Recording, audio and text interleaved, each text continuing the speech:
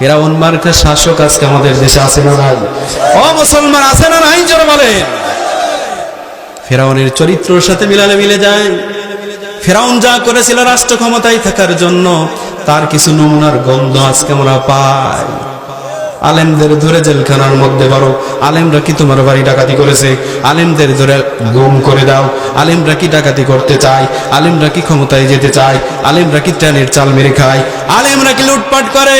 আলেমরা কি কাউকে হামলা করে, কারো উপর হুমকি দেয়? স্পষ্ট ভাষায় বলে দেই, আলেমদের গায়ে যারা হাত দিবে, আল্লাহ তাআলা ওই হাতকে নিশ্চিহ্ন করে দেবেন। জোরে বল, কথা ঠিক কিনা? কত বড় সাহস, কত বড় সাহস! নবীজির হাদিস, খায়রুকুম মান তাআল্লামাল কুরআন ওয়া আল্লামা। এই দুনিয়াতে শ্রেষ্ঠ মানুষ হলো তারা নিজেরা কোরআন শিখে আর অন্যকে